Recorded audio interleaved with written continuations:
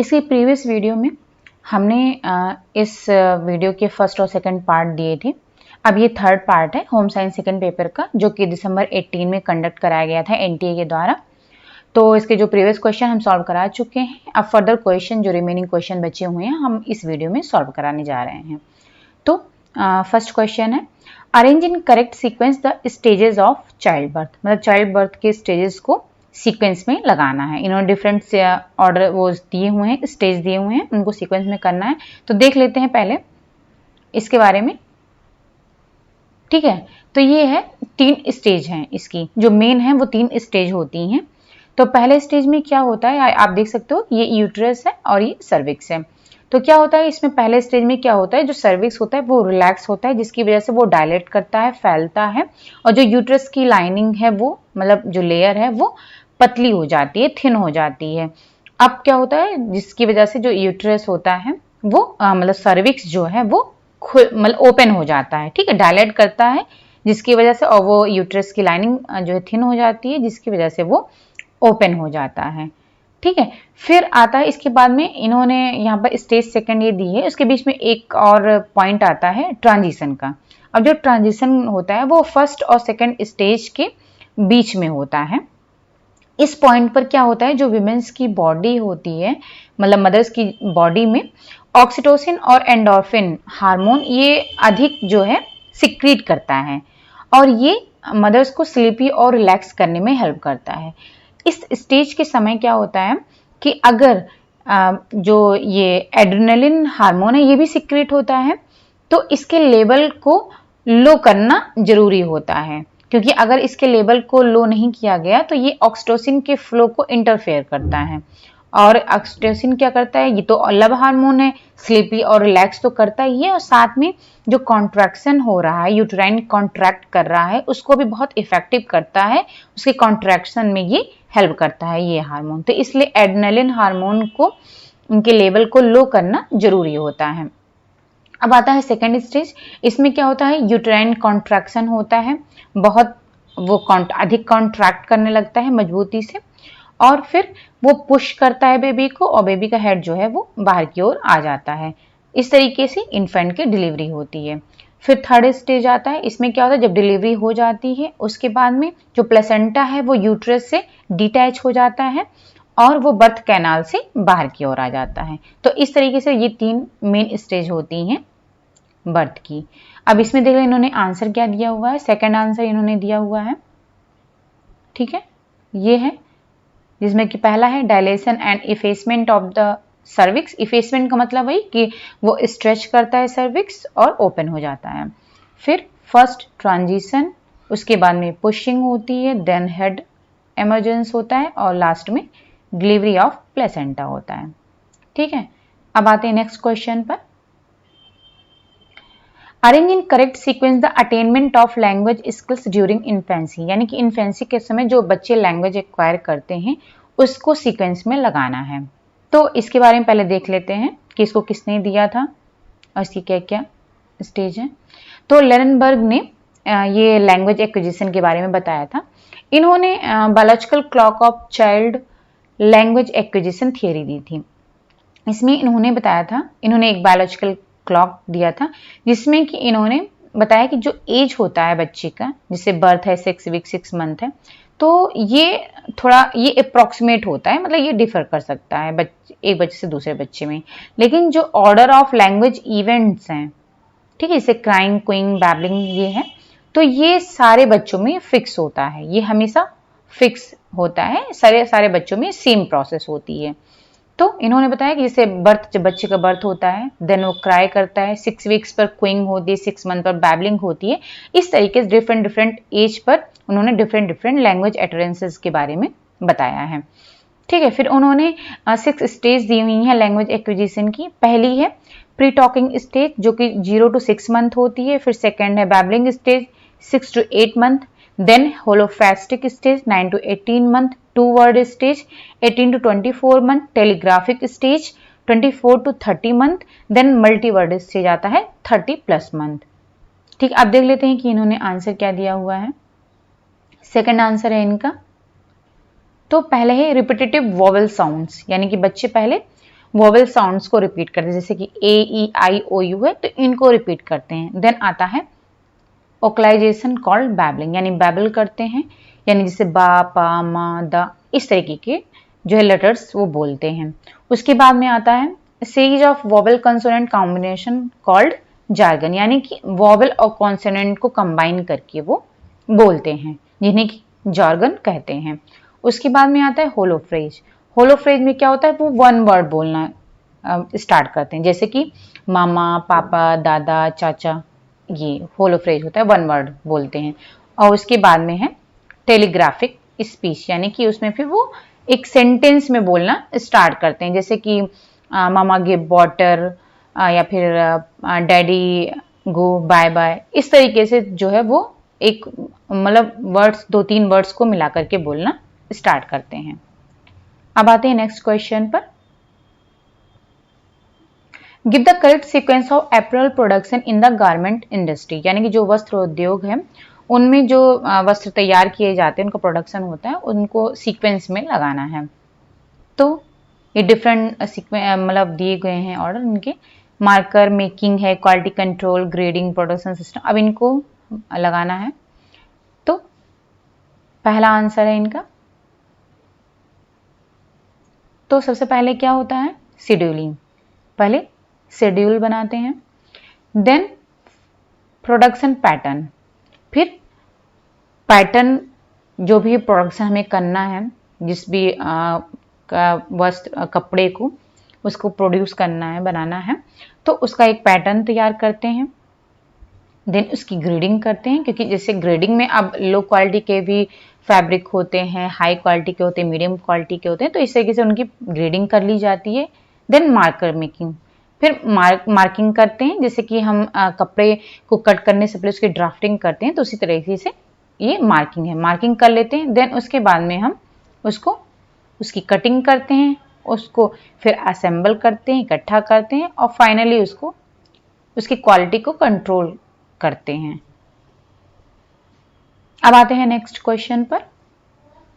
Give the correct sequence of making acrylic fibre, यानी acrylic fibre को बनाने के लिए सीक्वेंस देना है। तो देख लेते हैं आंसर क्या है इनका। पहले पॉलीमराइजेशन है। हाँ, एक बता देते हैं एक्रिलिक फाइबर होता क्या है। एक्रिलिक फाइबर जो है ये एक लॉन्ग चेन सिंथेटिक पॉलीमर होता है, जो कि कम से कम 85% एक्रिलोनाइट्राइल यूनिट से बना होता है। और जो एक्रिलिक फाइबर है इसका जो है 2 बेसिक मेथड्स होते हैं इसको बनाने में।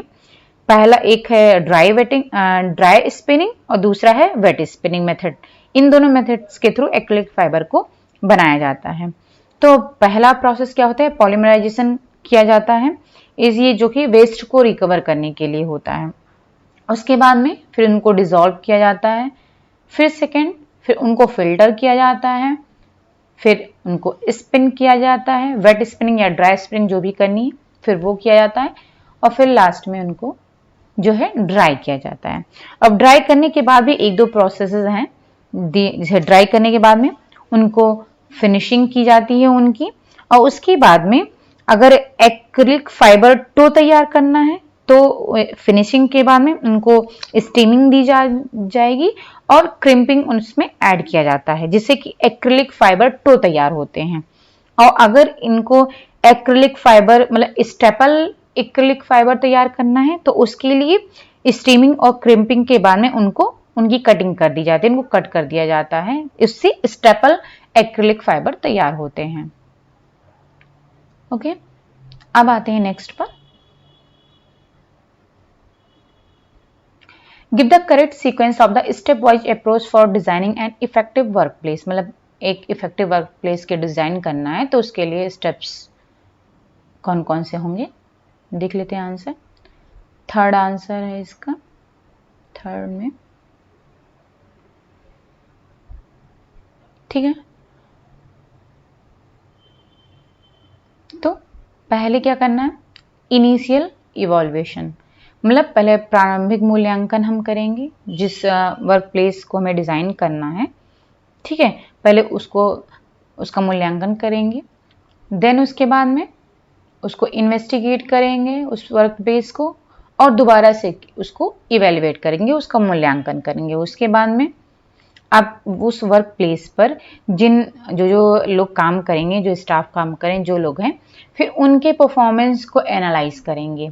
एनालाइज करने के बाद में जो रिजल्ट्स प्राप्त हो रहे हैं, जो समरी मिल रही है, उनको कंपाइल करेंगे, और फाइनली जो है अगर कोई प्रॉब्लम उसमें से हो रही है, ठीक है, तो उसके लिए सॉल्यूशन को डेवलप करेंगे कि उसको किस तरीके से सॉल्व किया जा सकता है, सॉल्यूशन तैयार करेंगे। तो ये प्रोसेस हो गई। अब है arrange in correct sequence the steps for preparing a time schedule. एक टाइम शेड्यूल बनाने के लिए स्टेप्स दिए गए हैं, उनको अरेंज करना है। आंसर देख लेते हैं। पहला है, ठीक है, सबसे पहले क्या करेंगे, list all items to be included grouping under flexible and inflexible. यानी कि जो भी दो ग्रुप बनाएंगे, फ्लेक्सिबल आइटम का, इनफ्लेक्सिबल आइटम का, उसमें दो ग्रुप में जो है आइटम्स को लिस्टेड डाउन कर देंगे। जो फ्लेक्सिबल में उनको फ्लेक्सिबल में रखेंगे, जो इनफ्लेक्सिबल में होंगे उनको इनफ्लेक्सिबल में रखेंगे। उसके बाद में set down as accurate an estimate of time for each test as is obtainable. यानी कि प्रत्येक कार्य के लिए जितना भी टाइम की जरूरत है उस एस्टिमेटेड टाइम को सेट करेंगे, ठीक है। फिर उसके बाद में bring total estimated time needed and total available time into harmony. अब जितनी भी टाइम हमारे पास अवेलेबल है और जितने टाइम की हमें जरूरत है, उन दोनों के बीच में एक हार्मनी जो है एस्टैब्लिश करेंगे। उसके बाद में टाइम सीक्वेंस को निर्धारित करेंगे, देन प्लान बनाएंगे, और फिर जो इंडिविजुअल प्लान्स हैं उनको अदर के साथ में मर्ज कर देंगे, जिससे कि एक कोऑर्डिनेशन बना रहे। तो इस तरीके से हम टाइम शेड्यूल तैयार करेंगे, ठीक है। अब आते हैं नेक्स्ट क्वेश्चन पर। Arrange the following needs of an individual in the sequential order of motivation as given by Maslow. Maslow के द्वारा जो हायरार्की ऑफ नीड्स दी गई थी, उसका यहाँ पर उसको सीक्वेंस में लगाना है। तो पहले देख लेते हैं कि इनकी हायरार्की ऑफ नीड्स क्या थी। ये है, इसमें इन्होंने सबसे पहले दिया था फिजियोलॉजिकल नीड्स, जिसमें कि इन्होंने बताया था सबसे इंपॉर्टेंट है हमारे लिए, जो हमारी नीड है, बेसिक नीड है, वाटर, फूड, स्लीप, सेक्स और ब्रीदिंग की। फिर सेकंड नंबर पर आता है सेफ्टी नीड्स, जिसमें कि हमें अपने रिसोर्सेस की सिक्योरिटी चाहिए होती है, एम्प्लॉयमेंट की, हमारी फैमिली, हमारे हेल्थ की, हमें स्टेबिलिटी चाहिए होती है। मतलब हाँ, अपनी स्टेबिलिटी और सेफ्टी और सिक्योरिटी की हमें नीड होती है सेकंड पर। फिर थर्ड नीड हमारी होती है लव एंड बिलोंगिंग्स की। मतलब जब हम स्टेबल हो गए, सिक्योर हो गए, हमारी बेसिक नीड्स पूरी हो गई, देन हम रिलेशनशिप में आते हैं, लव, इंटीमेसी, अफेक्शन, फ्रेंडशिप करते हैं, देन हमारी ये थर्ड नीड होती है। उसके बाद में हम आते हैं एस्टीम नीड्स पर, यानी जब ये सारी जरूरतें हमारी पूरी हो जाती, तीनों नीड्स फुलफिल हो जाती, देन हमें नीड होती है इंडिपेंडेंस की, हमारे खुद के रिस्पेक्ट की, हमारे कॉन्फिडेंस, अचीवमेंट, ये सारी चीजें हम प्राप्त करते हैं। फिर फाइनल में आता है सेल्फ एक्चुअलाइजेशन। अब ये सारी नीड्स हमारी फुलफिल हो गई, देन हम खुद को पहचानते हैं, खुद को एक्चुअलाइज करते हैं कि एक्चुअल में हम क्या हैं। देन हम हमारी मॉरलिटी, प्रॉब्लम सॉल्विंग, और हम जो फैक्ट्स हैं उनको एक्सेप्ट करने लगते हैं, प्रॉब्लम को सॉल्व करने लगते हैं। हमारे अंदर मॉरलिटी आ जाती है समाज को लेकर के, हर एक चीज को, और हमारे अंदर क्रिएटिविटी भी आ जाती है। तो ये 5 नीड्स जो है मैस्लो ने बताए थे, जो कि हमारे बेसिक नीड्स है। तो अब देख लेते हैं इन्होंने आंसर क्या दिया हुआ है। आंसर 4 है, ठीक है, 4, second, first, fifth and third. मतलब सबसे पहले क्या होगा, बेसिक नीड होगी हमारी फूड, वाटर एंड एयर, फिर जो कि फिजियोलॉजिकल नीड्स में आ जाती है। फिर सेकंड पर क्या होगा, सिक्योरिटी, स्टेबिलिटी एंड प्रोटेक्शन, यानी जो कि हमारी सेफ्टी नीड्स हैं। फिर थर्ड पर हमारा आ जाएगा फ्रेंडशिप, अफेक्शनल रिलेशनशिप, यानी जो हमारे लव एंड बिलोंगिंग्स की नीड्स हैं वो आ जाएगी। फिर आएगा हमारा self respect, achievement and fame, esteem needs आ जाएगी। और लास्ट में हमारे self actualization in means self fulfilment. Okay, तो ये 5 नीड्स हो गई। अब आते हैं नेक्स्ट पर। Arrange the steps of designing a communication strategy in sequential order. Communication strategy को ये अगर डिज़ाइन करना है तो उसके स्टेप्स को सीक्वेंस में लगाना है। आंसर देख लेते हैं क्या है। सेकंड आंसर है इसका। ठीक है, सबसे पहले क्या करेंगे, एनालिसिस ऑफ ऑडियंस, यानी कि जिस भी टॉपिक पर हमको जो भी इंफॉर्मेशन, जो भी नॉलेज को हमें कम्युनिकेट करना है, तो उसके लिए पहले हम जो ऑडियंस होंगे उनको एनालाइज करेंगे कि वो ऑडियंस किस टाइप के हैं, उनका स्टेटस क्या है, उनका एजुकेशन क्या है, वो किस एरिया में रह रहे हैं, वो एरिया की क्या इम्पोर्टेंस है, मतलब वो क्या प्रेफरेंस है उनकी, वो क्या सुनना पसंद करेंगे, क्योंकि उनकी कैपेबिलिटी क्या है वो। ठीक है, तो उनके एजुकेशन है, उनकी जो है स्टेटस है, उनकी एबिलिटी है, तो इन सब के बेसिस पर जो है हम उनको एनालाइज करेंगे ऑडियंस को। फिर उसके बाद में formulation of communication goals, then हम अपने जो भी जिन पर हम उनको नॉलेज देने जा रहे हैं, तो उसके लिए पहले एक गोल्स को फॉर्मुलेट करेंगे। फिर उसके हम selection of communication methods and media, then उस गोल्स को प्राप्त करने के लिए कौन से मेथड्स और मीडिया की ज़रूरत है उनको सेलेक्ट करेंगे। उसके बाद में जो हमारा जो प्रमुख सूचना हमको देनी है, जो की मैसेज है हमारा उनको देना है, उसको डिज़ाइन करेंगे। फिर हम जो कम्युनिकेशन एक्टिविटीज़ हैं उनको प्लान करेंगे, नियोजित करेंगे, और फाइनली फिर देन उनको जब ये हम प्लानिंग कर लेंगे, देन जो भी स्ट्रेटजी हमने तैयार की है उनको इवेल्युएट करेंगे कि वो सही है या नहीं है, उनका मूल्यांकन करेंगे। ठीक है, तो ये हो गया कम्युनिकेशन स्ट्रेटजी को डिज़ाइन करने का ऑर्डर। अब है नेक्स्ट क्वेश्चन, इसे मैच करना है, टेस्ट दिए गए हैं और ये केमिकल कंपाउंड्स हैं कि किन केमिकल के लिए कौन सा टेस्ट होना चाहिए। आंसर देख लेते हैं। सेकंड आंसर है, ठीक है, तो पहला है सेलिवेनॉफ टेस्ट, जो किसके लिए है, कीटोज शुगर के लिए है। ठीक है, ओसेजोन टेस्ट ये है रिड्यूसिंग शुगर के लिए। फिर है जेंथोप्रोटिक टेस्ट जो कि है एरोमेटिक अमाइनो एसिड्स के लिए। फिर है माइक्रोजेल्डाल मेथड, ये प्रोटीन क्वालिटी के लिए होता है। और एसिड वैल्यू जो कि होता है फ्री फैटी एसिड्स के लिए होता है। तो यहाँ पर हम देख लेते हैं कि कीटोज शुगर क्या होते हैं, इनके बारे में थोड़ा सा जान लेते हैं। तो ये कीटोज है और इसके साथ साथ में एल्डोज के बारे में भी जानते हैं, और इन दोनों में डिफरेंस क्या है ये भी जान लेते हैं। अब जो कीटोज शुगर होता है इनमें क्या होता है, कीटोन ग्रुप होता है, इसलिए इनको कीटोज शुगर कहते हैं। और एल्डोज शुगर जो होता है इनमें एल्डिहाइड ग्रुप होता है, इसलिए इसको एल्डोज शुगर कहते हैं। और ये एल्डोज और कीटोज दोनों ही मोनोसैकेराइड्स होते हैं। ठीक है, जो कीटोज होते हैं वो प्रोसेस्ड फूड में पाए जाते हैं, जबकि जो एल्डोज होते हैं वो प्लांट्स में पाए जाते हैं। और इसमें जो आइसोमराइजेशन होता है, जो कीटोज शुगर है उसमें क्या होता है, रिड्यूसिंग शुगर के प्रेजेंस में ही ये एल्डोज में ये आइसोमाइज होते हैं, और जो एल्डोज हैं वो कीटोज में आइसोमराइज होते हैं। और जब सेलिवेनॉफ टेस्ट किया जाता है तो एल्डोज शुगर ये लाइट पिंक कलर देते हैं, जबकि कीटोज डीप चेरी रेड कलर देते हैं।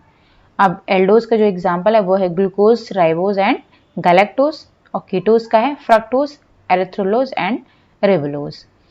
तो अब इसमें एक है ये आइसोमराइजेशन, देख लेते हैं कि आइसोमराइजेशन क्या होता है। ठीक है, तो आइसोमराइजेशन जो है इसमें क्या होता है, जो जब एक मॉलिक्यूल अपने डिफरेंट आइसोमर में ट्रांसफॉर्म होता है, मीन्स जैसे कि एक कोई मॉलिक्यूल है वो सिस और ट्रांस मॉलिक्यूल में जब उसका ट्रांसफॉर्मेशन होगा तो उसको आइसोमराइजेशन कहते हैं। ठीक है, तो ये ओके, ये पता चल गया एल्डोज और कीटोज शुगर के बारे में, आपको पता चल गया क्या होते हैं। ठीक है, इनमें डिफरेंस क्या है, और जान लेते हैं कि रिड्यूसिंग शुगर क्या होते हैं।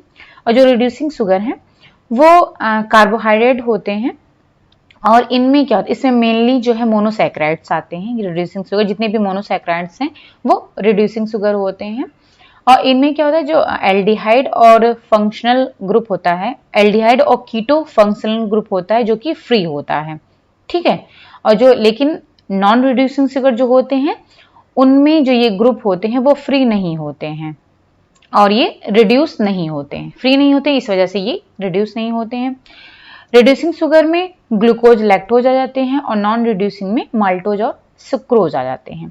अब नॉन रिड्यूसिंग में जो ये एल्डिहाइड और कीटो फंक्शनल ग्रुप है ये फ्री नहीं होते हैं। क्यों? क्योंकि अब देख लीजिए जैसे कि सुक्रोज है तो किससे मिलकर के बना होता है? ग्लूकोज और फ्रक्टोज से मिलकर के बना होता है। अब ग्लूकोज और फ्रक्टोज दोनों ही रिड्यूसिंग शुगर हैं, लेकिन ये दोनों ग्लाइकोसिडिक लिंक के द्वारा जुड़े होते हैं, ठीक है, ज्वाइन होते हैं। तो जब ये लिंक के ग्लाइकोसिडिक लिंक के द्वारा जुड़े होते हैं तो ये फ्री नहीं होते हैं, इस वजह से इनको नॉन रिड्यूसिंग शुगर कहते हैं। ठीक है, तो अब आपको पता चल गया कि रिड्यूसिंग शुगर क्या होते हैं और नॉन रिड्यूसिंग शुगर क्या होते हैं। ठीक है, अब आते हैं नेक्स्ट क्वेश्चन पर।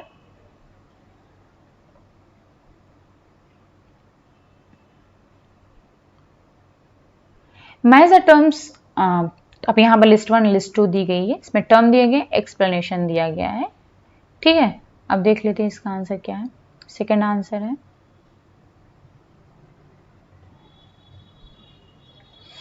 ठीक है, तो वायरसेस इसमें है।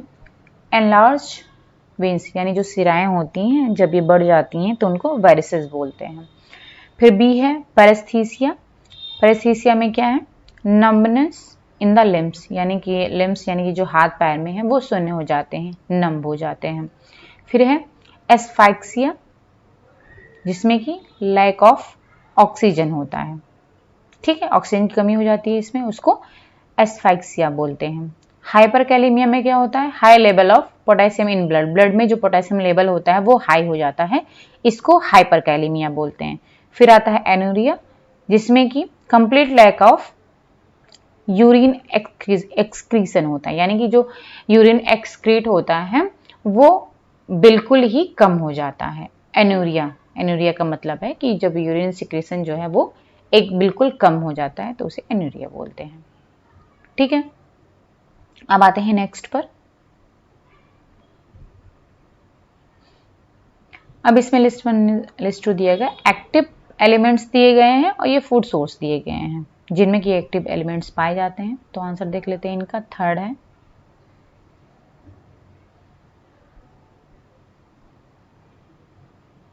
ठीक है, तो अल्फा लिपोइक एसिड ये किन में पाया जाता है? पोटैटोज में। ठीक है, और फ्लेवोनॉइड्स किस में पाया जाता है? 7th गार्लिक में। लाइकोपिन पाया जाता है टोमेटो में। ग्लूटाथियोन पाया जाता है एवोकाडो में और सेलेनियम पाया जाता है सी फूड्स में।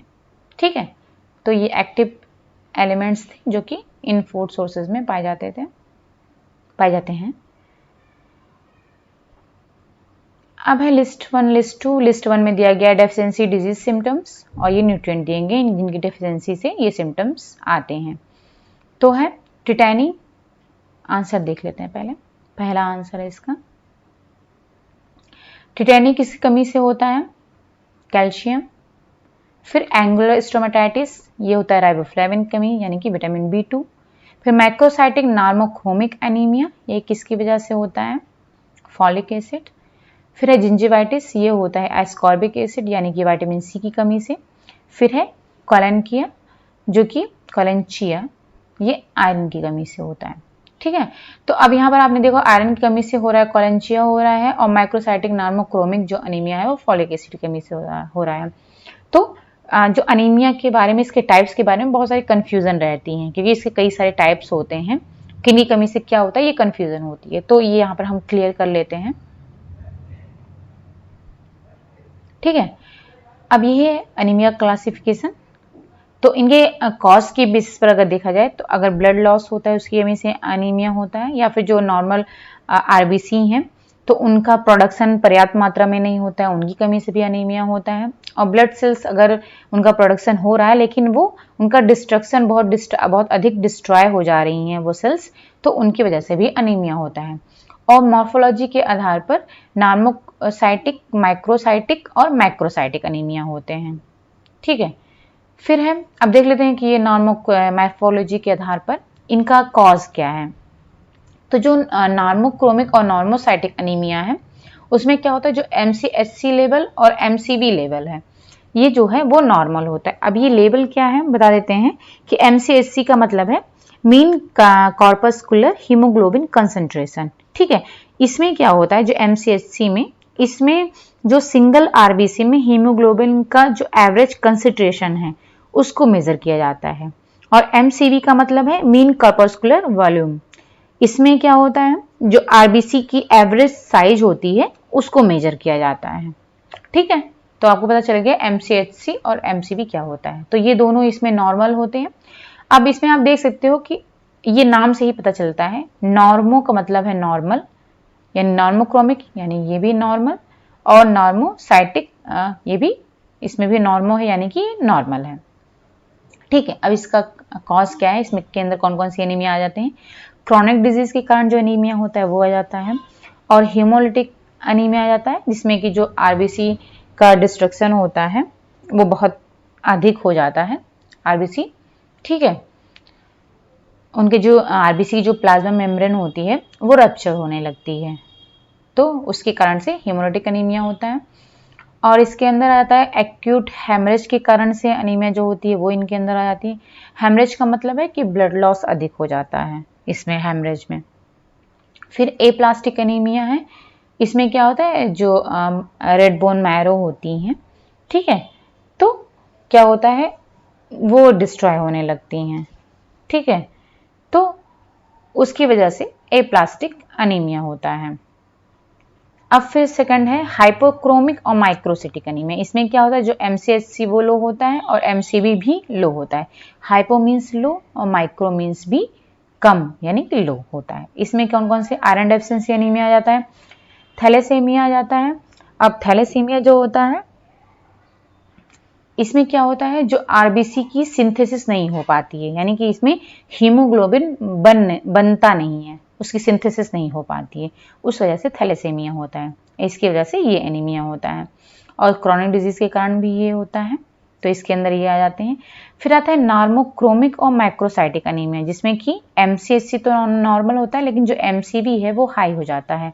यानी कि जो MCHC नॉर्मल है यानी कि नॉर्मोक्रोमिक, ये MCHC का मतलब है जो एवरेज इसका कंसंट्रेशन है वो नॉर्मल है। और माइक्रोसाइटिक एनीमिया जो कि इसके वॉल्यूम से लेकर के है, माइक्रो मीन्स हाई। ठीक है, इसमें विटामिन B12 डेफिशिएंसी आ जाती है और फोलेट डेफिशिएंसी आ जाती है।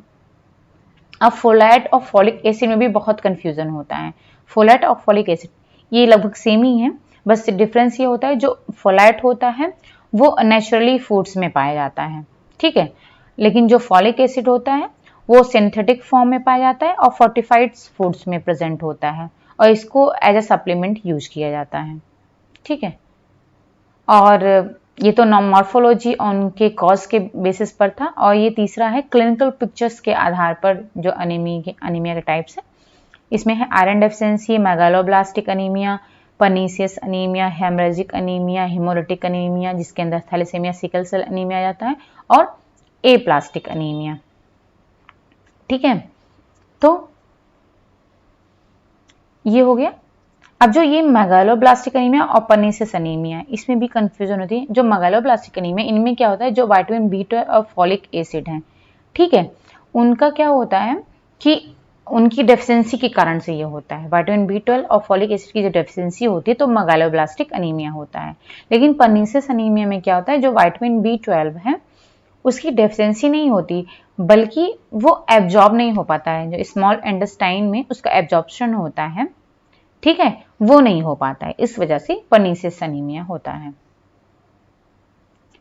अब आते हैं, ठीक है, अब आपको पता चलेगा टाइप्स ऑफ अनीमिया, कौन कौन से अनीमिया होते हैं, उसमें क्या क्या होते हैं।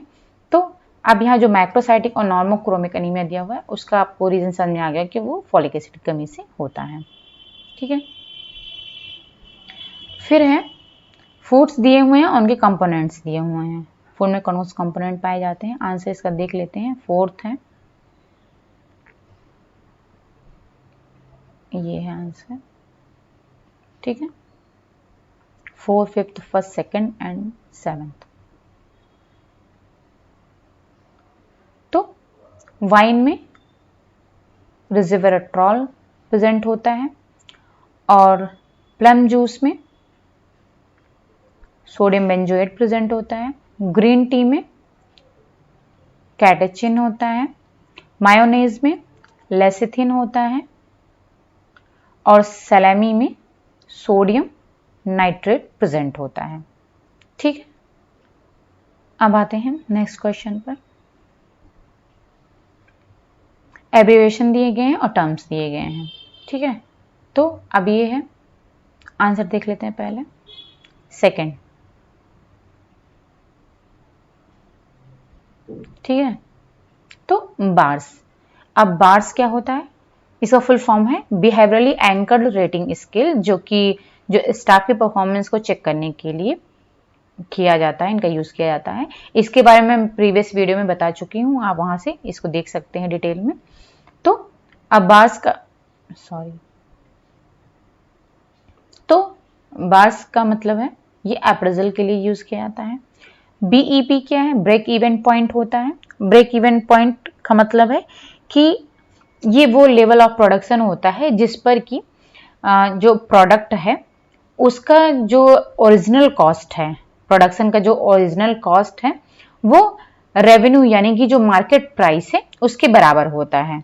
तो उस लेवल को ब्रेक इवन पॉइंट कहते हैं, यानी कि इस पर कोई प्रॉफिट, ना ही कोई प्रॉफिट होता है ना ही कोई लॉस होता है, क्योंकि इसमें ओरिजिनल कॉस्ट और मार्केट प्राइस दोनों इक्वल होती है। तो ब्रेक इवन पॉइंट में आता है कॉस्ट कंट्रोल, क्योंकि कॉस्ट कंट्रोल से रिलेटेड है ये। फिर MTO है, इसका फुल फॉर्म है मेक टू ऑर्डर और मेड टू ऑर्डर। ठीक है, तो ये क्या होता है? ये एक बिजनेस प्रोडक्शन स्ट्रेटजी है जिसमें क्या होता है कि इसमें किसी भी आइटम का प्रोडक्शन तभी किया जाता है जब कोई कस्टमर जो है वो ऑर्डर देता है और उसका कंफर्म ऑर्डर रिसीव होता है, तो उसके ऑर्डर पर ही प्रोडक्शन किया जाता है। तो इसी को मेक टू ऑर्डर या फिर मेड टू ऑर्डर कहते हैं, ये कि प्रोडक्शन से रिलेटेड है। ठीक है, फिर आता है FFP, इसका मतलब है फुल फॉर्म है फूड फॉर प्रोग्रेस, जो कि परचेजिंग के लिए यूज किया जाता है। और PERT है प्रोग्राम इवेल्युएशन रिव्यू टेक्निक, जिसमें कि इवेल्युएट किया जाता है, मूल्यांकन किया जाता है। ठीक है, अब आते हैं नेक्स्ट पर। थ्योरीज दिए गए हैं और उनके की कॉन्सेप्ट दिए, कौन कौन से कॉन्सेप्ट दिए हैं।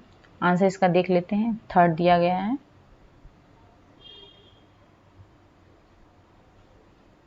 ओके। तो पियाजे ने क्या दिया है? एसिमिलेशन। ठीक है, और इसी साथ इन्होंने एकोमोडेशन, ऑर्गेनाइजेशन और इक्विलिब्रेशन ये सब टर्म भी दिए हुए हैं।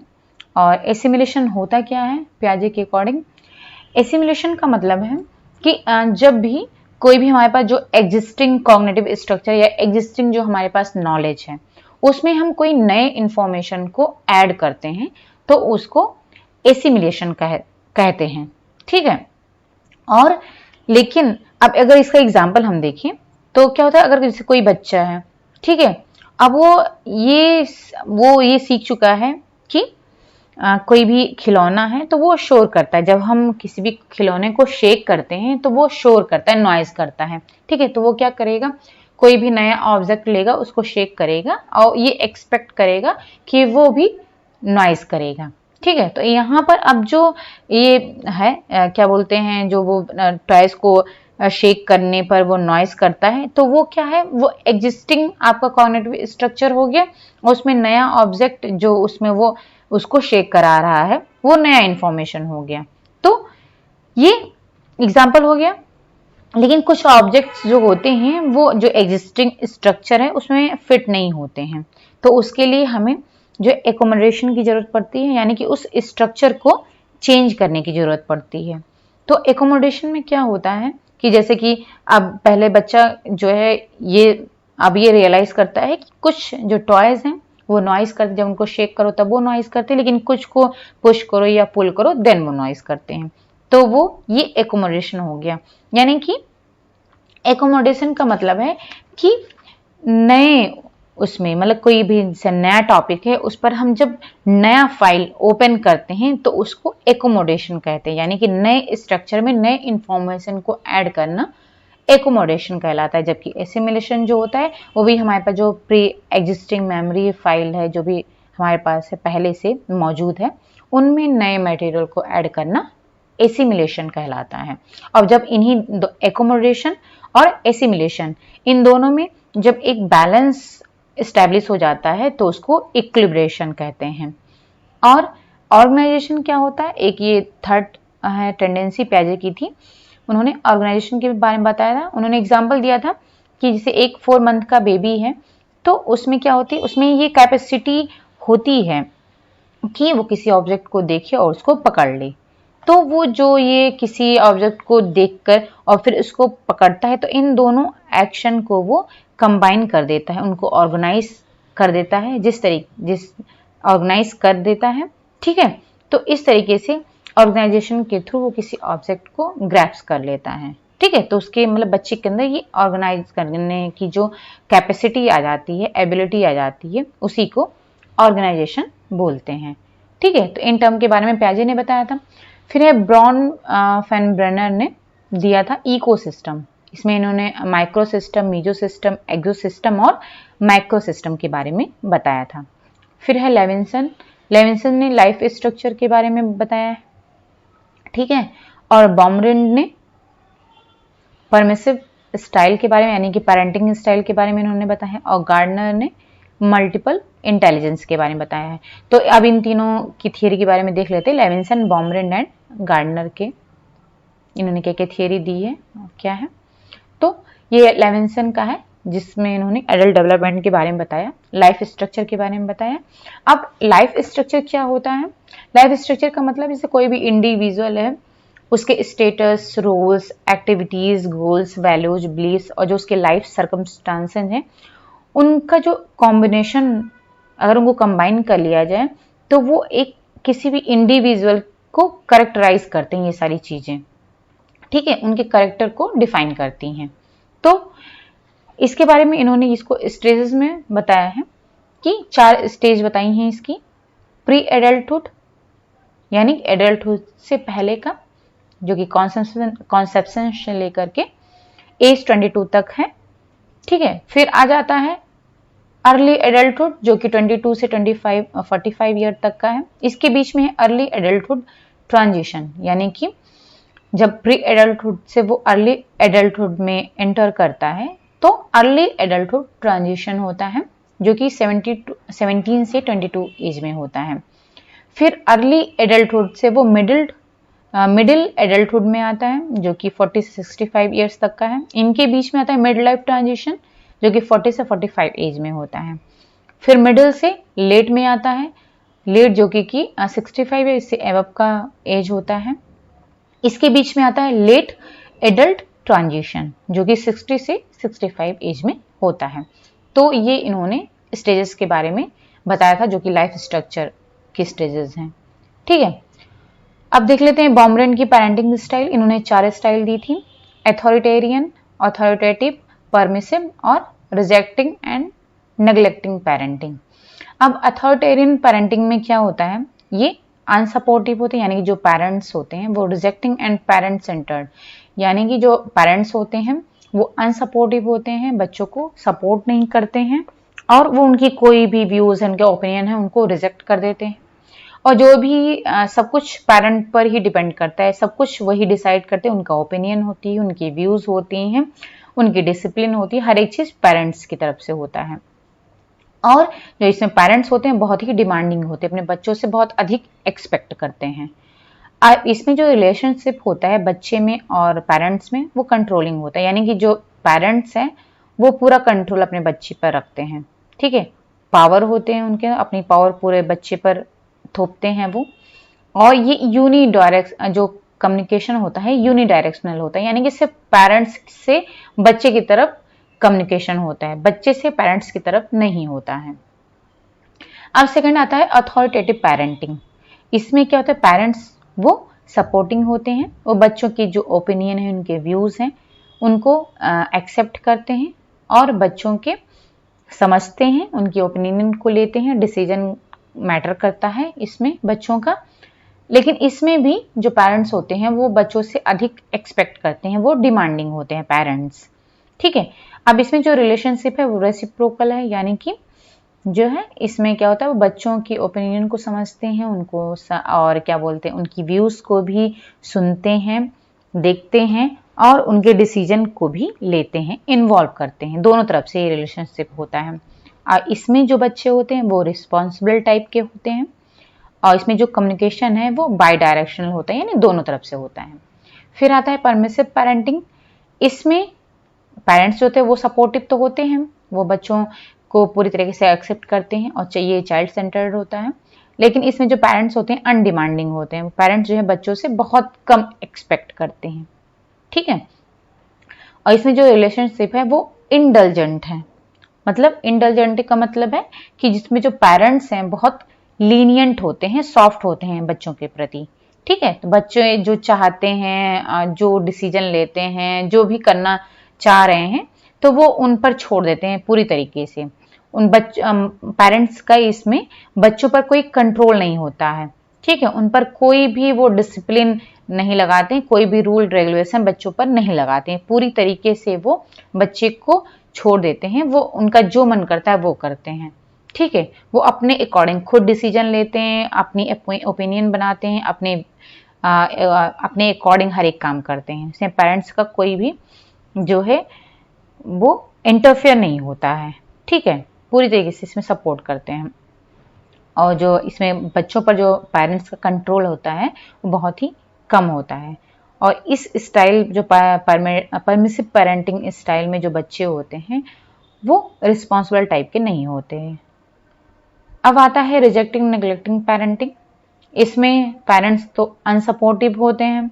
ठीक है, वो यानी कि बच्चे पर कोई भी ध्यान नहीं देते हैं, बिल्कुल पूरी तरीके से उनको छोड़ देते हैं, कोई सपोर्ट नहीं होता है उनका और ना ही कोई डिमांड करते हैं उनसे, ना ही कोई सपोर्ट कर देते हैं। तो इसमें क्या जो रिलेशनशिप है वो रिजेक्टिंग होता है या फिर नेग्लेक्टिंग होता है, यानी कि इसमें जो पेरेंट्स होते हैं बच्चों के डिसीजन में, उनके व्यूज़ में, उनके ओपिनियन में, मतलब उनके किसी भी काम में वो इन्वॉल्व नहीं होते हैं। ठीक है, और ना ही वो उनको नेग्लेक्ट करते हैं, रिजेक्ट करते हैं। मतलब वो उनका कोई भी पेरेंट्स का इनके काम में, बच्चों में कोई भी इन्वॉल्वमेंट नहीं होता है। तो ये 4 पेरेंटिंग स्टाइल इन्होंने बताई थी। फिर है हॉवर्ड गार्डनर्स की, इन्होंने थियरी ऑफ मल्टीपल इंटेलिजेंस दिया था। इसमें 8 इन्होंने स्किल्स के बारे में बताया था, जिसमें कि है पहला है नेचुरलिस्ट, यानी कि इसमें जो है मेनली साइंटिस्ट आते हैं जो कि understanding living things and reading nature, यानी इनको नेचर से, इन्वायरमेंट से, ठीक है, इन्वायरमेंट से इनसे बहुत ही, इनके प्रति बहुत ही सेंसिटिव होते हैं और इनके बारे में उनको ऑब्जर्व करने की, उनको जानने की, उनको डिस्कवर करने की उनके अंदर बहुत क्यूरियोसिटी होती है और अंडरस्टैंडिंग होती है और इसके बारे में उनके अंदर कैपेबिलिटी भी होती है कि इनको वो समझ सके, इनको जान सके और नई नई डिस्कवरी कर सके। तो ये इनके अंदर ये स्किल्स होती हैं। स्पेशल में आता है visualising the world in 3D। Special में मेनली आर्किटेक्चर आते हैं, ठीक है, जो कि पूरे वर्ल्ड को 3 डायमेंशन में देखते हैं और इनके अंदर जो है इमेजिनरी पावर बहुत अधिक होती है। और इसमें क्या होता है कि जो जैसे ये किसी भी एरिया को जो है नए फॉर्म में कन्वर्ट कर सकते हैं, ठीक है, और ये बहुत इमेजिनरी होते हैं और ये किसी भी चीज़, मतलब इनका जो है वीडियो है, पिक्चर हैं, फोटोज़ हैं, इनके प्रति इनको ये पसंद करते हैं और उनके प्रति इनका इंटरेस्ट अधिक होता है। ये हर एक चीज़ को जो है पिक्चर के थ्रू, इमेजेस के थ्रू प्रेजेंट करते हैं, यानी जो भी डिसीजंस हैं इनके और जो भी इनकी कैपेबिलिटी है उनको इमेजेस, वीडियोस इनके थ्रू जो है प्रेजेंट करना पसंद करते हैं। ठीक है, फिर आता है linguistic, finding the right words to express what you mean. Linguistic इसके अंदर में मेनली जो इनकी जो लैंग्वेज स्किल्स होती है वो बहुत अच्छी होती है, यानी इसमें मेनली जो है राइटर और लॉयर आते हैं जो कि उनको वो, मतलब उन्हें क्या, किस टाइम पर जो भी वो कहना चाह रहे हैं उसको बहुत अच्छे से अपने वो वर्ड्स में उसको एक्सप्रेस कर लेते हैं, यानी उनको अपने जो भी उनकी जो भी थिंकिंग होती है, जो थॉट्स हैं, उनको बहुत अच्छी तरह से वो एक्सप्रेस कर लेते हैं वर्ड्स में। ठीक है, तो और लोगों से मिलना, लोगों से समझना, उनके अंदर ये एबिलिटी होती है और वो कोई भी डिसीजन भी अच्छे से लेते हैं। ठीक है, तो इनके अंदर लैंग्वेज स्किल्स, दूसरों से बात करने की स्किल्स भी इनके अंदर होती है। तो लैंग्वेज को बहुत अच्छे से ये यूज करते हैं लिंग्विस्टिक में। फिर इंट्रापर्सनल में आते हैं understanding yourself, what do you feel and what do you want. Interpersonal का मतलब है कि इसमें मेनली पोएट आते हैं जो कि खुद को समझते हैं, वो खुद क्या फील कर रहे हैं, वो क्या चाहते हैं, ये उन्हें बहुत अच्छे से पसंद होता है। और वो खुद पर डिस्कवरी करना उनको पसंद होता है, खुद को डिस्कवर करते हैं, उनकी क्या थिंकिंग है, वो अपने आप को जो है अपने आप में ही खोज करते रहते हैं। ठीक है, फिर आता है इंटरपर्सनल, जो इसमें sensing people's feelings and motives. ठीक है, तो इंटरपर्सनल में इसे मेनली इन्फ्लुएंसर आते हैं जो कि लोगों की फीलिंग्स की और उनकी थॉट्स की, ठीक है, उनको उनसे एम्पैथी होती है, इनकी लोगों की फीलिंग्स की कद्र करते हैं और जो भी लोगों की बातों को सुनते हैं, उनको समझते हैं। ठीक है, और जो है इसमें बहुत इनके अंदर जो इन्फ्लुएंस लोगों को इन्फ्लुएंस करने की जो है पावर होती है, कैपेबिलिटी होती है, इनके अंदर कैपेसिटी होती है कि लोगों को बहुत अच्छे से वो इन्फ्लुएंस कर लेते हैं। फिर आता है लॉजिकल मैथमेटिकल, यानी कि इस quantifying things, making hypothesis and providing them. तो इसमें जो इनकी जो लॉजिकल थिंकिंग होती है, जो मैथमेटिकल स्किल है, वो बहुत अच्छी होती है इनके अंदर। और इसमें वो कोई भी चीज होती है, कोई भी थिंग्स को उसको बहुत क्वांटिफाई कर लेते हैं उनको, और उनके प्रति अपनी हाइपोथेसिस तैयार कर लेते हैं और उनको प्रूव करते हैं। तो इनके अंदर ये एबिलिटी की स्किल्स होती है। फिर आता है म्यूजिकल। म्यूजिकल में मेनली जो है डांसर हैं या फिर जो इंटरटेनर हैं वो आते हैं। इसमें discerning sounds their pitch, tone, rhythm and timbre, यानी कि सॉरी, इसमें डांसर नहीं आते म्यूजिकल में जो इंटरटेनर हैं वो आते हैं। इनमें क्या होता है, जो म्यूजिकल इसमें जो इनकी म्यूजिकल स्किल्स होती है वो बहुत स्ट्रांग होती है। ये किसी भी साउंड्स, उनकी पिच को, उनकी टोन को, उनके रिदम को बहुत अच्छे से समझ सकते हैं। तो इनके अंदर जो म्यूजिकल पावर होती है वो अच्छी होती है, उसकी कैपेबिलिटी अच्छी होती है इनके अंदर। और बॉडीली काइनेस्थेटिक, मतलब इसमें मेनली जो स्पोर्टी पर्सन है वो आते हैं, स्पोर्ट्स में जिनका इंटरेस्ट होता है। और इसमें क्या होता है, जो वो अपने माइंड को अपने बॉडी से बहुत अच्छे से कोऑर्डिनेट कर लेते हैं और ये बहुत ही एक्टिव रहते हैं। तो ये स्किल्स इनके अंदर होती है। मेनली इसमें एथलेट्स आते हैं। तो ये थी हार्वर्ड गार्नर्स की 8 इंटेलिजेंस थ्योरी, जिसको कि मल्टीपल इंटेलिजेंस कहते हैं। अब आते हैं नेक्स्ट क्वेश्चन पर।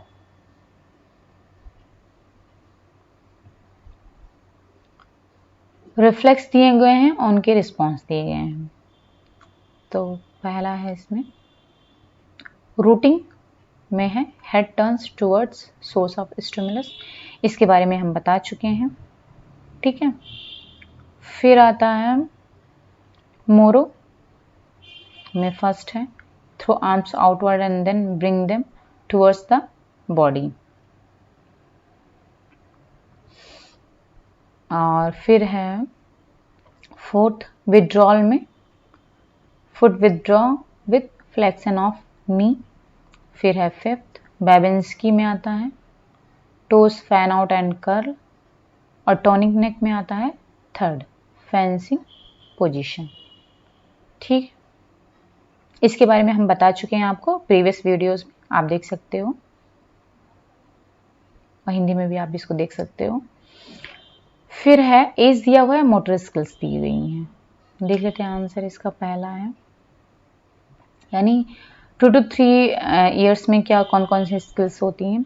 Second puts on and remove simple clothing, यानी कि जो कपड़े को अपने वो पहन लेते हैं और उतार देते हैं इजली। Simple clothing. और 3 to 4 ईयर्स में फास्टेंस एंड अनफास्टेंस लार्ज बटन, मतलब जो लार्ज बटन है उसको लगा लेते हैं और उसको जो है बंद कर लेते हैं और खोल सकते हैं बटन्स को। फिर 4 to 5 ईयर्स में कॉपिस, ट्रायंगल एंड क्रॉस, मतलब जो ट्रायंगल और क्रॉस वो बना लेते हैं। फिर है 5 to 6 ईयर्स में टाई शू लेसेस में मतलब शू लेस हैं उनको टाई करते बांध सकते हैं।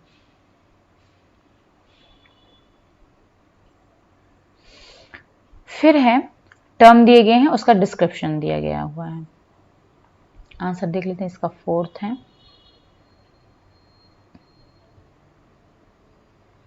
ठीक है, ये है 4th आंसर इसका। एक मिनट, इसको हिंदी में देख लेते हैं, ज़्यादा समझ में आ जाएगा।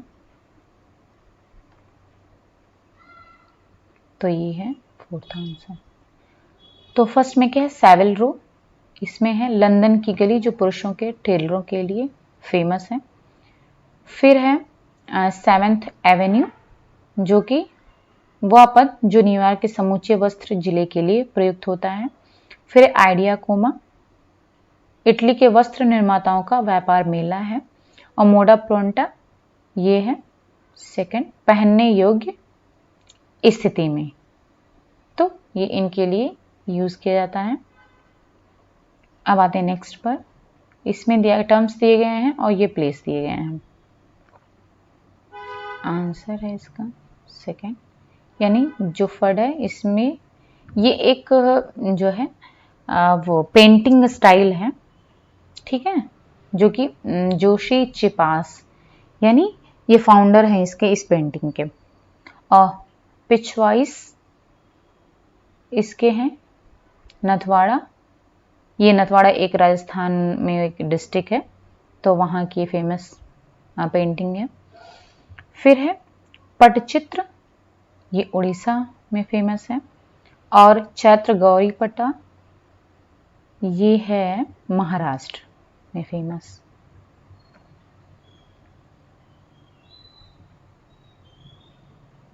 फिर है प्रॉपर्टीज ऑफ फाइबर दिए गए हैं और उसकी यूनिट, ठीक है। आंसर इसका 2nd है। अब देख लेते हैं, ए में स्टेपल फाइबर लेंथ, इसको किस में मेजर करते हैं, 4th सेंटीमीटर में। जो फिलामेंट लेंथ है इसको मेजर करते हैं मीटर में, क्योंकि स्टेपल मीन्स जो छोटे फाइबर होते हैं, फिलामेंट में जो लंबे फाइबर होते हैं।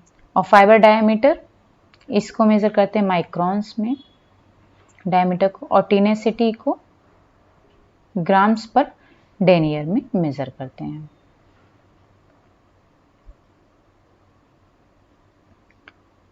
फिर दिया गया है डिसिप्लिन और उसकी मीनिंग। आंसर इसका 2nd। एनाटॉमी में क्या करते हैं, study of internal and external body structure, ठीक है, जो इंटरनल एक्सटर्नल बॉडी स्ट्रक्चर है उसको स्टडी करते हैं एनाटॉमी में। और एंथ्रोपोमेट्री में क्या करते हैं, measurement of human body dimensions, यानी कि हाइट, वेट, लेंथ और मिड अपर आर्म, सर्कमफ्रेंस और बाइसेप्स, ट्राइसेप्स, इन सबको मेजर करते हैं एंथ्रोपोमेट्री में, यानी फिजिकल जो मेजरमेंट होता है। फिर आता है बायोमैकेनिक्स, इसमें आता है concern with mechanical elements of living organism, मतलब लिविंग ऑर्गेनिज्म के जो मैकेनिकल एलिमेंट्स हैं उनसे रिलेटेड होता है ये। फिर कॉग्निशन में आता है 5th, study of human reasoning, thoughts and action, human reasoning, उनकी थॉट्स, उनके एक्शन को स्टडी करते हैं। फिर है क्वेश्चन, टाइप ऑफ कम्युनिकेशन दिया गया और उसका एक्सप्लेनेशन दिया गया है। देख लेते हैं, पहला है डाउनवर्ड कम्युनिकेशन में क्या है, 3rd, flows from people at high level to those at lower level, यानी कि इसमें हाई लेवल से और लो लेवल पर जो है कम्युनिकेशन दी जाती है। फिर अपवर्ड में क्या होता है, travels from subordinates to superior, यानी नीचे से ऊपर की ओर, सबऑर्डिनेट्स जो कि सुपेरियर से नीचे होते हैं, तो नीचे से ऊपर की ओर इसमें कम्युनिकेशन फॉरवर्ड होती है। फिर क्रॉस वाइज कम्युनिकेशन है, इसमें है horizontal and diagonal flow of information, information जो हॉरिजॉन्टल वे में और डायगोनल फ्लो होता है उसका। फिर ओरल कम्युनिकेशन में क्या होता है, इसमें जो इंफॉर्मेशन वो ओरली दी जाती है। ठीक है, ये हो गया। फिर आते हैं, टर्म दिए गए हैं और आइटम है। सेकंड आंसर है इसका। ठीक है, लीडरशिप का मतलब है स्ट्रेटजिक डायरेक्शन, यानी लीडर क्या काम करता है, वो डायरेक्ट करता है।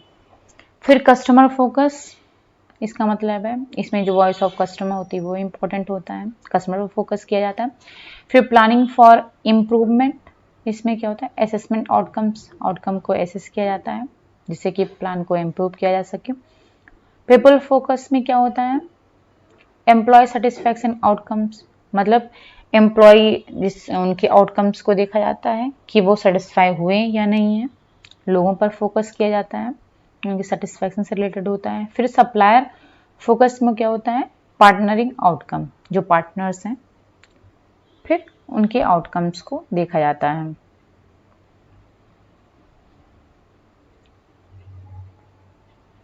सोशल एक्टिविस्ट हैं और एरिया ऑफ वर्क है, किस किस एरिया में उन्होंने काम किया था। ठीक है, तो थर्ड है इसका मेधा पाटकर ने डैम्स एंड रिहैबिलिटेशन, मतलब मेधा पाटकर किस लिए फेमस है, नर्मदा बचाओ आंदोलन के लिए फेमस है। इसी में इन्होंने नर्मदा चुनौती सत्याग्रह जो है प्रोटेस्ट किया था। ठीक है, इसका नाम था नर्मदा चुनौती सत्याग्रह। इसमें इन्होंने जो है डिमांड रखी थी कि जो मध्य प्रदेश के बरवानी डिस्ट्रिक्ट था वहां पर फ्लड आ गया था। ठीक है, बाढ़ आ गई थी, तो जो फ्लड से अफेक्टेड लोग थे उस डिस्ट्रिक्ट में उनको रिहैबिलिटेट करने के लिए इन्होंने डिमांड किया था। इन्होंने कहा था कि जो गुजरात में मीन्स इसके मध्य प्रदेश के बगल में ही गुजरात है, तो उस गुजरात में जो है नर्मदा नदी पर सरदार सरोवर बांध है। ठीक है, ये नर्मदा नदी पर ही ये डैम है, सरदार सरोवर डैम। तो इसके गेट को खोलने के लिए इन्होंने प्रोटेस्ट किया था और जो फ्लडेड अफेक्टेड लोग थे उनको रिहैबिलिटेट करने के लिए इन्होंने डिमांड की थी। इसके लिए इन्होंने नर्मदा चुनौती सत्याग्रह जो है प्रोटेस्ट किया था। ठीक है, तो इसलिए मेरा पाटकर में आएगा डैम्स एंड रिहैबिलिटेशन। फिर वर्गीस कुरियन जो कि हम सबको पता है मिल्क कोऑपरेटिव्स के लिए फेमस हैं ये। फिर राजेंद्र सिंह, ये कंजर्वेशन ऑफ वाटर बॉडीज, ठीक है, जो जलाशय थे उनको संरक्षण के लिए इन्होंने फेमस हैं। ईला भट्ट, ये विमेन एम्पावरमेंट के लिए फेमस हैं। ठीक है, इन्होंने विमेन एम्पावरमेंट से रिलेटेड जो है वर्क किया था, जिसमें इन्होंने इसके पहले मैं बता चुकी हूँ कि इन्होंने सेल्फ एम्प्लॉयड विमेंस एसोसिएशन यानी कि सेवा, इसको जो है इस्टेब्लिश किया था 1972 में, जिसका नाम था सेवा और इसका फुल फॉर्म था सेल्फ एम्प्लॉयड वीमेंस एसोसिएशन, यानी कि इसको जिसके विमेन एम्पावरमेंट के लिए इन्होंने सेवा को इस्टेब्लिश किया था।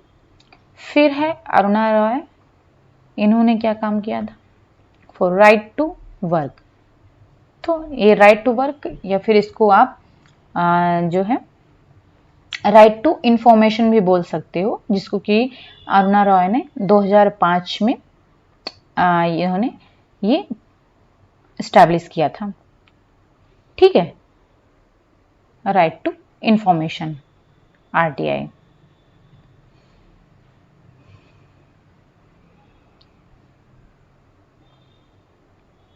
फिर इनिशिएटिव दिए गए हैं, उनका ईयर दिया गया है। सेकंड है नेशनल हेल्थ मिशन जो कि 14-15 में आया था।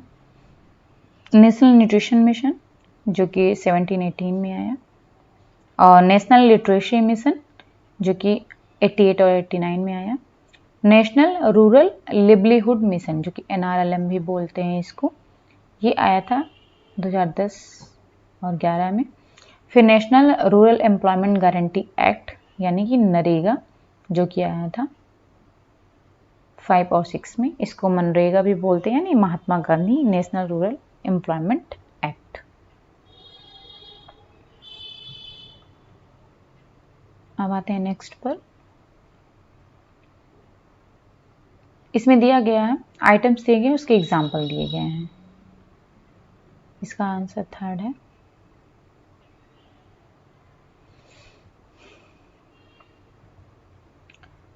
तो फर्स्ट जनरेशन मीडिया में आता है चार्ट जो है फर्स्ट जनरेशन मीडिया में आते हैं। फिर सेकेंड जनरेशन में आता है प्रिंटेड ग्राफिक्स, थर्ड में फिल्म स्ट्रिप्स आते हैं और फोर्थ में प्रोग्राम्ड इंस्ट्रक्शन आते हैं।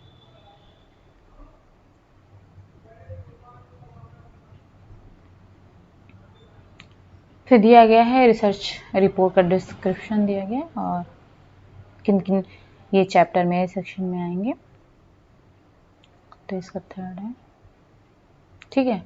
प्रोसीजर ऑफ इन्वेस्टिगेशन, यानी कि जिसमें जो इन्वेस्टिगेशन का प्रोसीजर को जिसमें उसको डिस्क्राइब किया जाता है, मेथडोलॉजी मटेरियल्स एंड मेथड्स में जो भी आप इन्वेस्टिगेशन का यूज़ कर रहे हो अपने रिसर्च में, उसको यहाँ पर पूरे प्रोसीजर को जो है डिस्क्राइब किया जाता है डिटेल में।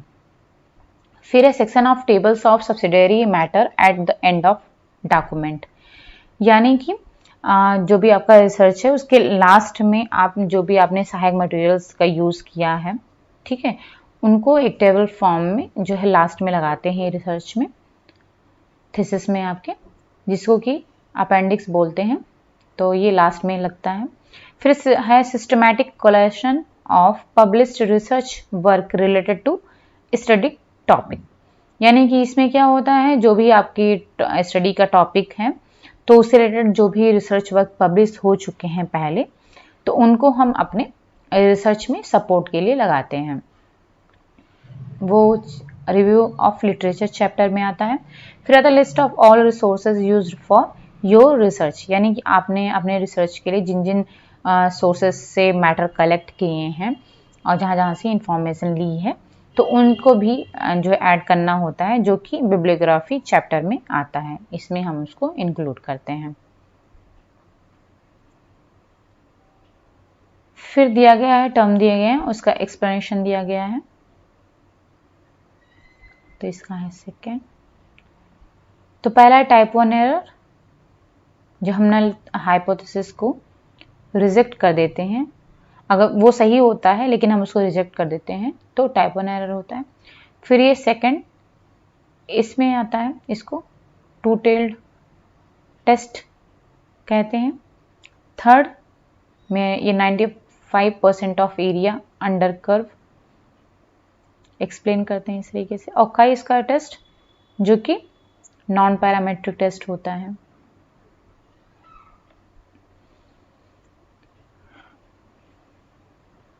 अब आ जाता है पैसेज, ठीक है।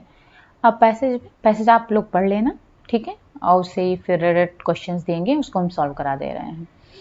What are the main issues that dissuaded girls from continuing education in school, यानी कि स्कूल में जो गर्ल्स अपने एजुकेशन शिक्षा को वो कंटिन्यू नहीं कर पाती हैं, ठीक है, और उनमें जो मेन इशू आते हैं उनको जो डिस्करेजमेंट के लिए, जो कि स्कूल में उनको एडमिशन लेने से एजुकेशन को अपने कंटिन्यू करने से वो डिस्करेज करते हैं, वो कौन कौन से इश्यूज हैं।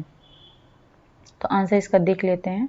फर्स्ट एंड सेकंड है, यानी कि school not having adequate facility of sanitation and toilets, यानी कि जिन स्कूल्स में सैनिटेशन और टॉयलेट्स की फैसिलिटी पर्याप्त मात्रा में नहीं होती, तो इस वजह से वो अपने स्कूल को कंटिन्यू करने में हेजिटेट करती हैं। और दूसरा है teacher gender ratio bias towards male, यानी कि जो टीचर्स अगर मेल के प्रति बायस होते हैं तो उस केस में जो है जो गर्ल्स हैं वो स्कूल में एजुकेशन अपना कंटिन्यू नहीं कर पाती हैं, ये उनको डिस्करेज करता है। फिर है नेक्स्ट है कि education should be based on principle of, किन किन सिद्धांतों पर शिक्षा जो है आधारित होनी चाहिए। तो आंसर है इसका third, first, second and fourth. पहला है नॉन डिस्क्रिमिनेशन, पार्टिसिपेशन और इक्वालिटी, इन पर बेस्ड होना चाहिए हमारा एजुकेशन।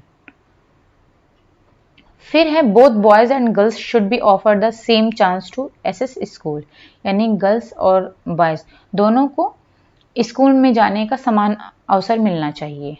रीजन है कि India is committed to provide education as a fundamental right, मतलब इंडिया में शिक्षा प्रदान करना ये एक फंडामेंटल राइट है और इसके लिए इंडिया कमिट करता है। तो दोनों ही सही है। फिर नेक्स्ट है और last question, only women teachers must be train to support issues of social justice and gender equity, मतलब कि जो विमेन टीचर्स हैं वो जो सामाजिक न्याय है और जो है जेंडर इक्विटी के जो इश्यूज हैं, ठीक है, उनको उनमें जो है सपोर्ट करने के लिए उनको केवल विमेन टीचर्स को ट्रेन करना चाहिए, ये असर्शन है।